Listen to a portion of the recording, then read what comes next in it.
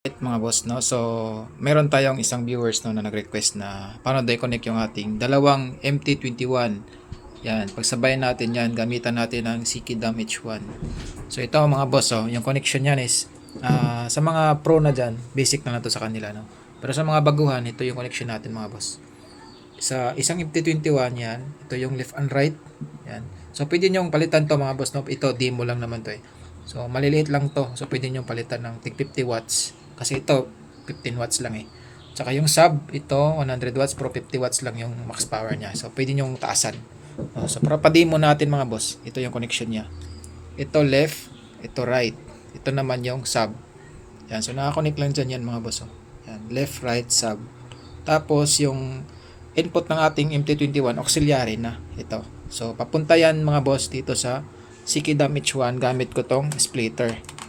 Ito yung gamit ko dati na splitter yan. So, apat yung out nito. So, dalawa lang yung gagamitin natin kasi dalawa lang yung MT21 na gagamitin natin ngayon. Sa kabila mga boss, the same lang, no? Ito left, ito right, tapos ito yung sub. Yan. So, same connection. Diyan. Pati dito. Auxiliary in. So, yung Bluetooth natin mga boss, ito na yung ating Sikidam H1, no? Then, sa next video, try din natin to. Sini audio, no? Kasi meron din siyang auxiliary out. So, ipapadrive natin yung dalawang MT21 gamit itong ating Sini audio. Pero ngayon, sa demo natin mga boss, Woozy audio naman muna yung Sikidam H1. Yan. So, yung supply nila mga boss, individual. Yan yung supply ko. Yan. Dalawa yan. Yung isa nandun para sa Sikidam H1. So, individual supply sila. Yan. Pwede nyo naman pagsabayan mga boss pag malaki yung battery pack nyo na gamitin. So, ito, naka-direct supply lang, naka-direct adapter niyan. So, testing natin mga boss ha. So, itong aking Bluetooth yan, nakakonect yan, Sikidam H1. So, play lang natin. Yan o. So, ito na yung volume natin. Yan.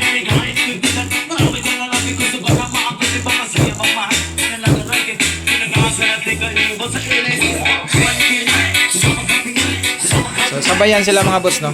Pag ninanaan natin to. Yan. So, sabay sila na mamatay. Mali, ito yung control natin. Pero pag ito yung ninanaan natin, yung MT21, no?